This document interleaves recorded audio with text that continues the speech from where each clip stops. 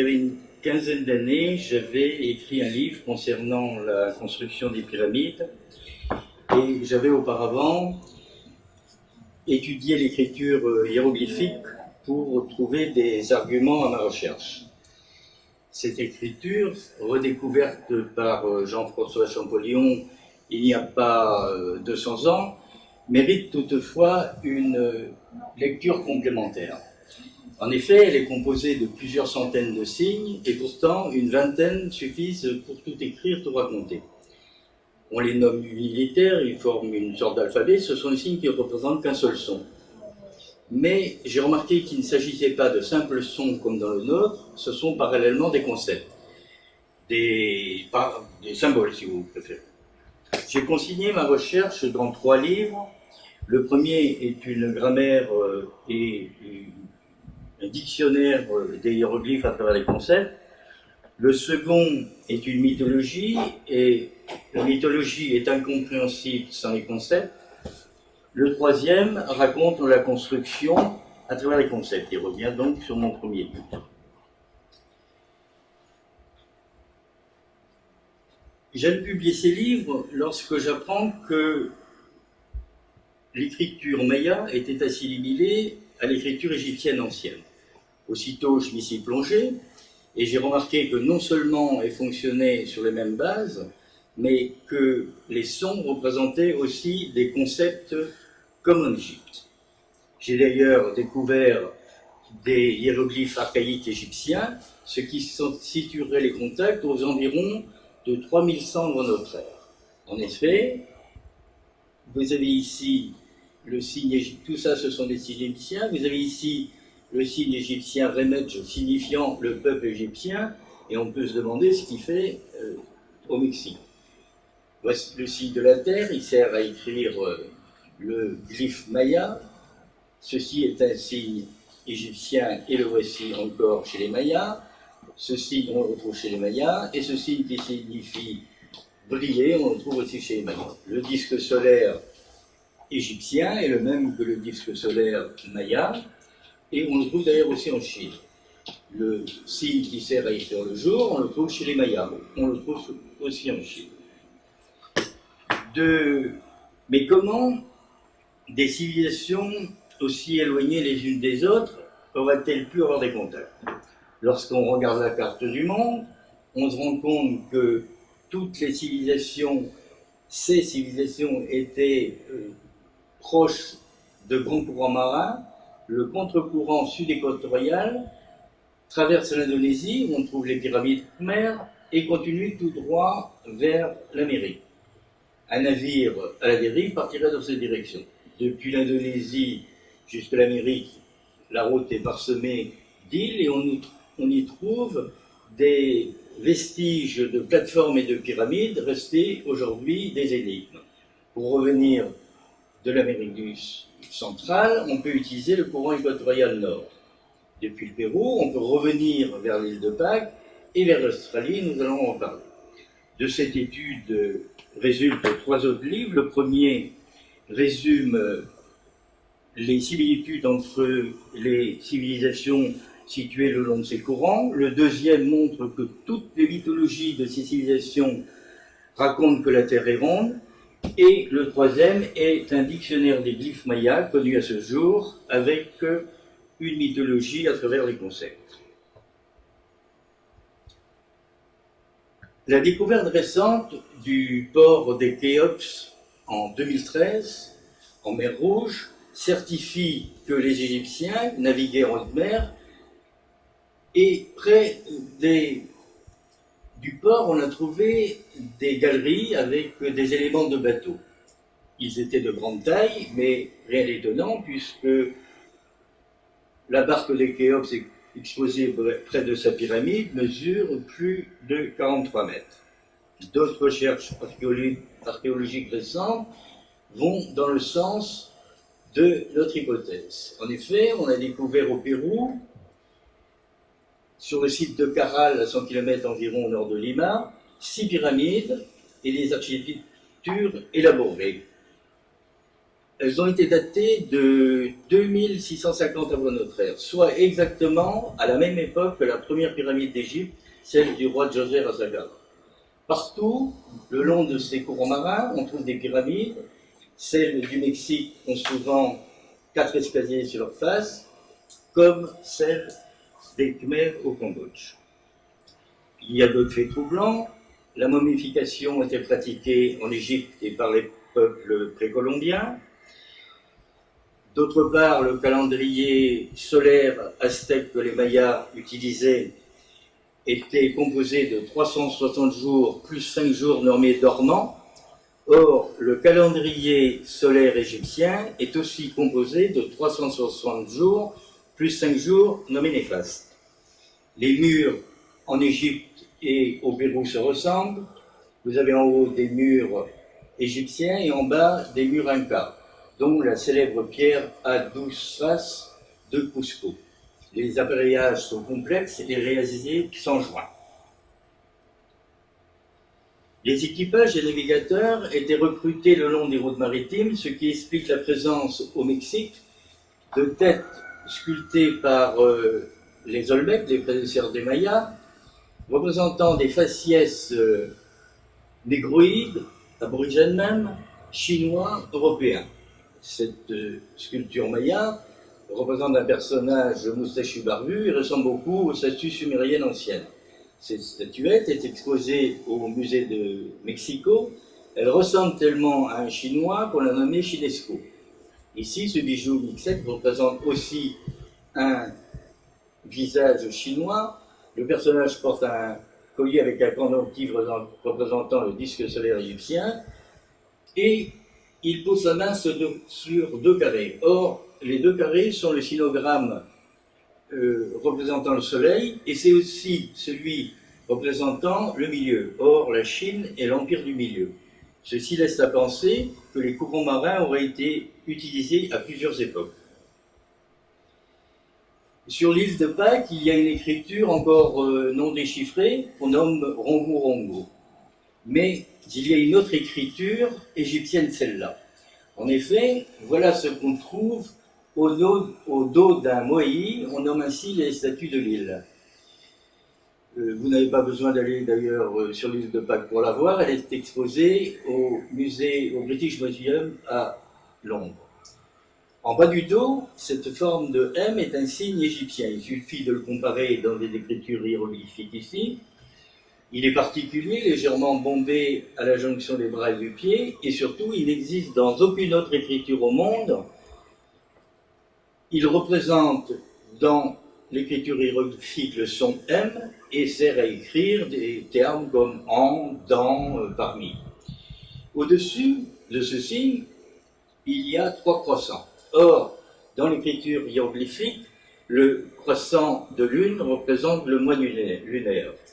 Au-dessus, nous avons le disque solaire égyptien qui, dans l'écriture hiéroglyphique, sert de déterminatif pour le temps. Cette écriture se lit donc en 3 mois de temps et s'adresse certainement à un voyage qui aurait duré 3 mois, soit du Pérou vers l'île, soit de l'Australie vers l'île. Au dos des moai, parfois le disque solaire est remplacé par 2 ronds. Ce sont encore des hiéroglyphes égyptiens signifiant le cycle, le circuit. Et ici, il est parlé d'un double circuit réalisé en 3 mois. Au sommet de la sculpture, on peut voir 3 visages avec des langues immensément longues. En fait, il s'agit de hiéroglyphes égyptiens signifiant la voix et la parole en forme de rame, qui ressemblent aussi d'ailleurs aux signes signifiant le mot, mais les voix et les paroles sortent de la bouche. C'est d'ailleurs ce signe-ci qui sert à écrire hiéroglyphe signifiant mot sacré, Medouneter en égyptien. Les habitants de l'île vénéraient un homme-oiseau venu autrefois les visiter selon la légende. Il s'agit du dieu Djouti égyptien, que les Grecs ont nommé Thoth. C'est le dieu du savoir et de l'écriture. Il est souvent représenté par un ibis ou, comme ici, par un homme avec une tête d'ibis. Ici, l'homme-oiseau a une coiffure égyptienne formée de 2 langues de terre Et en dessous, les oiseaux ont des mains humaines et des pieds humains. Leurs yeux sont des disques solaires égyptiens et leurs becs sont arrondis comme ceux des ibis. À l'est de l'Australie, nous avons vu qu'il y avait un courant qui ramenait de l'île de Pâques vers l'Australie. On y trouve des écritures égyptiennes avec le nom du roi Khéops. Il se dit Khufu en égyptien, et vous voyez son nom ici, et son nom ici à nouveau. Ces écritures, jusqu'ici, n'ont pas été prises au sérieux. On a même parlé de supercherie, mais on ne pouvait incriminer personne, puisque personne ne les revendiquait pour en faire des profits.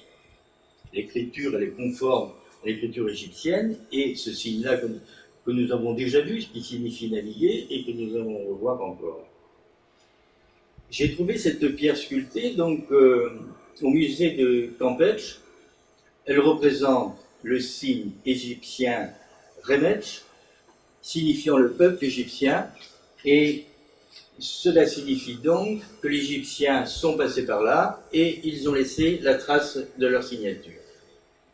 Le signe représente la déesse du Sud, qui est à côté de la déesse du Nord, sur la coiffure des rois d'Égypte, et ici du roi Toutankhamon. J'ai trouvé ce relief sculpté sur un temple à Palenque, au Chiapas, au Mexique. La divinité porte une peau de jaguar.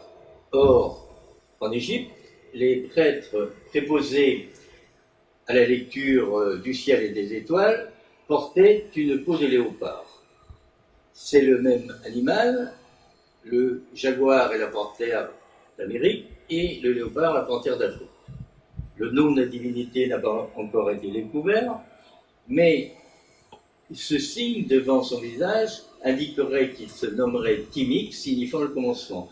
C'est d'autant plus probable, Timix est le nom du premier jour du calendrier rituel maya, et que ce dieu est associé à la date du 13 août 3114 avant notre ère, le jour pour les Mayas du commencement de leur monde. Il symboliserait alors le commencement d'une nouvelle civilisation, l'arrivée des navigateurs au Mexique, et la peau de panthère, son origine symbolique, l'Égypte. Derrière le dos de la divinité, on peut voir une fleur de lotus. En Égypte, la fleur de lotus sert à écrire le hiéroglyphe signifiant l'écriture et le scribe, parce que c'est le symbole de l'épanouissement, et que l'écriture est l'épanouissement de l'homme. Le scribe est celui qui la porte. On trouve cette fleur de lotus chez les Mayas pour décorer les vases à instruments des scribes, et les scribes mayas et égyptiens sont souvent représentés en rouge, en position de lotus, et ici, le scribe maya a une fleur de lotus dans les cheveux. En Égypte, c'est le symbole du sud, car la terre tourne, et la face de la terre qui se présente au sud reçoit l'épanouissement du soleil. Le dieu Djouti n'est pas toujours représenté en ibis, il est parfois représenté en singe, comme ici, mais ne trouvez-vous pas étonnant que les scribes mayas soient aussi représentés en singe? Alors pourquoi en singe? Eh bien parce que le singe est un bon imitateur et le scribe est un bon copiste. J'ai trouvé cette pierre sculptée au musée de Palenque, au Chiapas, au Mexique. La tête rappelle celle d'un singe et donc celle du dieu égyptien Djouti. Et sur cette tête, on retrouve deux signes, non pas mayas, mais égyptiens. Il s'agit certainement d'une encre marine, car dans l'Antiquité, en Égypte, elles étaient en pierre et percées d'un trou pour passer la corde. Voici des encres marines découvertes au port de Khéops, et vous voyez, elles sont percées d'un trou. C'est d'autant plus probable qu'à côté du trou, on a justement le signe de la corde en spirale, et qu'au-dessus, nous avons le style signifiant naviguer. Chez les Mayas, le soleil et le jour sont représentés par le dieu Kinish, qu'on voit ici. Il a une tête de rapace avec un bec crochu, comme le dieu égyptien Horus représentant lui aussi l'ensoleillement, et il déploie ses ailes comme le dieu Horus en Égypte. Le disque ailé égyptien est le même que le glyphe maya signifiant Kinish, l'ensoleillement. En dessous, en effet, nous avons le soleil. Voilà comment ça représente le soleil chez les Mayas avec une fleur. Et ici, nous avons une demi-fleur parce que le soleil n'éclaire qu'une face de la Terre. Voici le dieu Horus égyptien. Et à côté, le dieu Khmer Garuda, qui représente lui aussi l'ensoleillement. Il est aussi représenté en rapace comme le dieu Horus. Ici, nous avons le dieu Kinish, nous allons le voir, représenté de face, et à côté, le dieu Garuda, représenté de face. Non seulement ils se ressemblent, mais ils ont tous les deux une coiffure identique surmontée d'une fleur de lotus. Dans la mythologie, Garuda combat les ténèbres. Et dans la mythologie égyptienne, Horus combat le dieu Seth qui représente les ténèbres. Ici, il est représenté en homme avec tête de rapace, comme Horus en Égypte. Il chevauche un serpent naja, symbolisant les flammes du soleil. Et, de par sa forme, ce serpent ressemble beaucoup à l'Heureus égyptien, mais Heureus est un nom grec. En égyptien, il se nomme Ar et représente son homonyme, la flamme du soleil, donc même symbole. Si vous voulez comprendre la mythologie égyptienne, il faut abandonner les noms grecs utilisés aujourd'hui par l'égyptologie. En effet, Horus, Ré, Amon,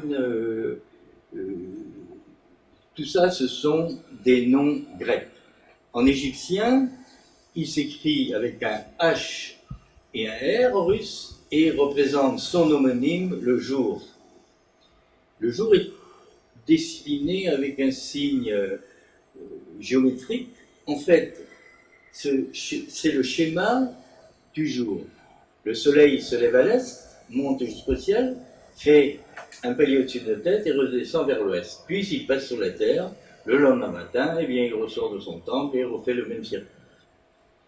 C'est donc le schéma du jour visible, puisqu'il y a deux parties de jour pour faire 24 heures. Mais ne trouvez-vous pas étonnant de trouver le même signe sur les temples d'Uxmal au Mexique, et pour raconter la même chose, puisque ce sont les émanations du dieu Kinish ici, c'est-à-dire les jours. Ici, vous voyez que les jours sont comme doubles parce qu'ils sont représentés avec leurs deux parties. Sur les temples d'Uxmal, le jour est représenté de diverses façons, le jour qui se retourne, et ce signe, on le retrouve aussi chez les Incas au Pérou. Voici la façade du palais du roi, de l'empereur d'Uxmal.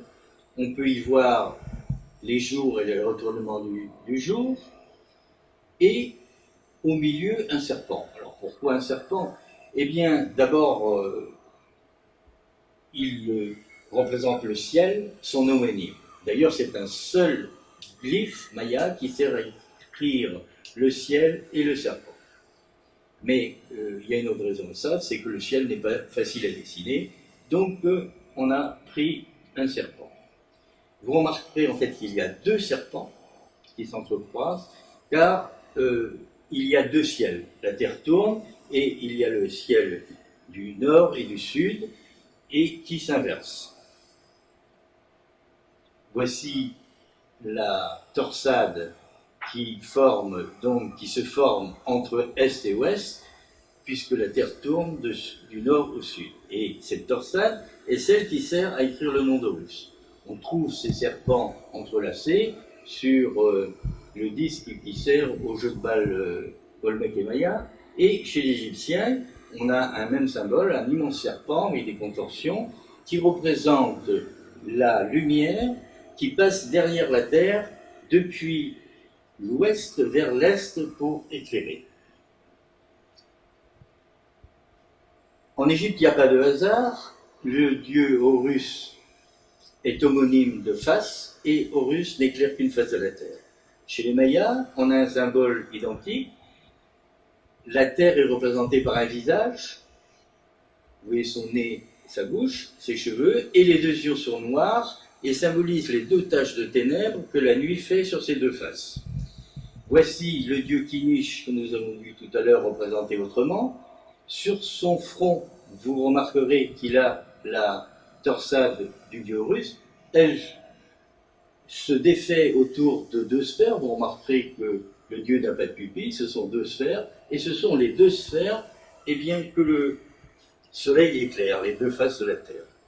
Voici un hiéroglyphe égyptien qui signifie complet, c'est l'œil d'Horus, et il signifie donc un ensoleillement complet sur une face de la Terre. Et voici en dessous, justement, cette demi-terre symbolisée par une forme de panier. C'est le hiéroglyphe égyptien Net qui signifie maîtrise. Et ici, il est donc indiqué que c'est la partie de la Terre que le Soleil maîtrise. En Égypte, la Terre et l'atmosphère sont représentés par le vase Nou. Et cette partie rouge réchauffée, éclairée, est évidemment la partie au sud, éclairée par le Soleil. La partie au nord a une forme de signe T, et le T signifie le féminin dans l'écriture hiéroglyphique et la conception. Donc, il est dit ici que quand le Soleil maîtrise une partie de la Terre, eh bien un autre est en conception dans la nuit. Voici la déesse Mut avec les vases Nou, qui signifient donc les deux terres. Et ici, il est écrit qu'elle est la grande maîtresse des deux terres. Parole juste. Et vous voyez comment s'écrit la parole avec la forme de la rame, comme nous avons vu tout à l'heure. Voici comment s'écrit les deux terres. Et ces deux terres servent à écrire un hiéroglyphe maya qui est un réu. En effet, il est dit ici que lorsque le soleil éclaire la terre du haut, eh bien, sur la terre du bas, il ne l'est pas.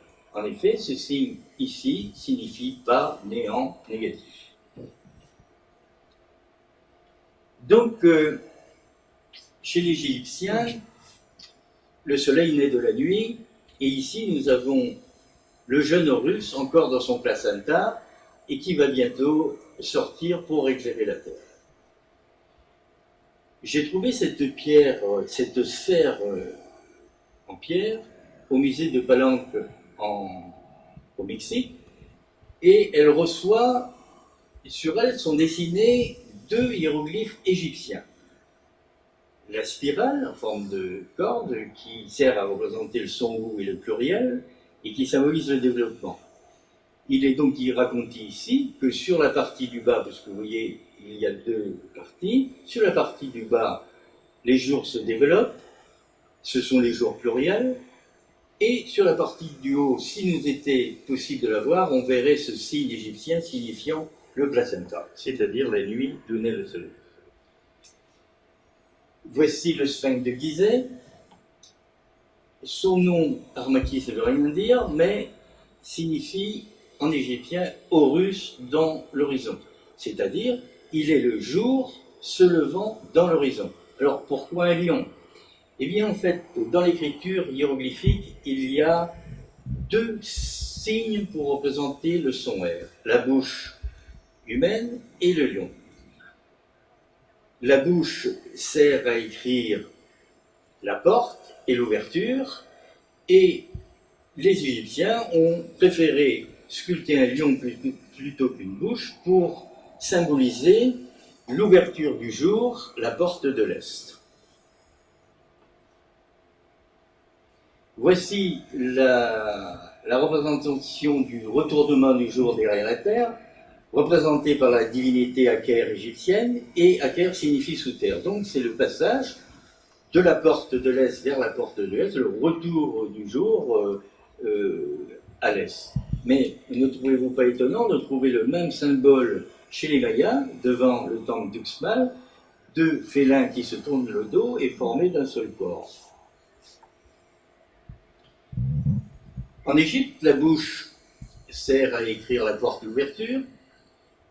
Chez les Chinois, la bouche est représentée par un carré et sert à écrire la porte et l'ouverture. Le soleil est représenté par deux carrés parce que le soleil a deux portes, comme vous avez vu. Et le signe du milieu chez les Chinois est représenté par deux carrés, la porte de l'Est, la porte de l'Ouest et au milieu l'Empire de Chine. Chez les Mayas, eh bien, la porte de l'Ouest est représentée par la bouche du dieu jaguar Balaam. Et vous voyez ses crocs à l'avant. Chez les Égyptiens, ce sont deux homonymes, les deux lionnes, se nommant rôtis, qui servent à représenter les deux portes de l'Est et de l'Ouest, entre lesquelles il y a l'horizon avec le soleil qui éclaire, qui donne vie au jour. Lorsque la nuit tombe, ce signe en bas est le signe du ciel égyptien, il est noir, c'est la nuit, sur l'horizon donc. Eh bien, lorsque la nuit tombe, les lionnes prennent des taches de ténèbres et se transforment en léopards. Chez les Mayas, nous avons un symbole semblable, c'est le dieu Balaam, qui représente le soleil caché derrière la terre, mais il n'a pas été inventé par les Olmecs. Les Mayas l'utilisaient, les Olmecs l'utilisaient, et on le trouve ici, représenté à Caral, soit 2650 avant notre ère. Les formes de trompe sculptées sur les temples mayas représentent en fait la queue du jaguar, c'est le faisceau de lumière que laisse le soleil quand il s'en va se cacher derrière la terre. Voici la palette du roi égyptien Narmer, c'est le premier roi de la première dynastie de l'ancien empire d'Égypte. Il régnait aux environs de 3150 avant notre ère et cette date nous intéresse au plus haut point. Vous voyez qu'il tient une massue de sa main droite et tient son ennemi par les cheveux. Voici le roi Maya, il tient une massue de sa main droite et son ennemi par les cheveux, en geste de soumission, même geste donc. Voici une palette à phare datant de la même époque que celle du roi Narmer. On peut voir une tête de lama. Or, le lama n'existait pas ni en Afrique ni en Europe, seulement dans les Andes d'Amérique. Derrière, on peut voir ce qui ressemble à une dinde, et la dinde n'existait pas ni en Afrique ni en Europe, c'est Christophe Colomb qui nous l'a ramené.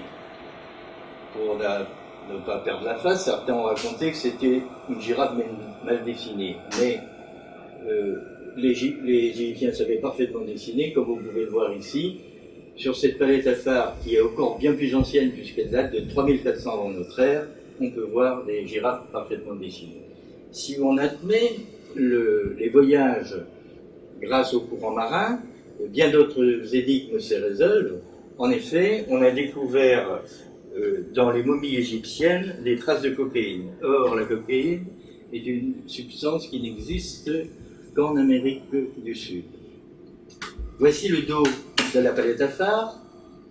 On reconnaît deux lionnes avec des coups démesurément longs encore, en forme de serpent. Nous connaissons le symbole de la lionne qui est la porte et du serpent qui est le ciel.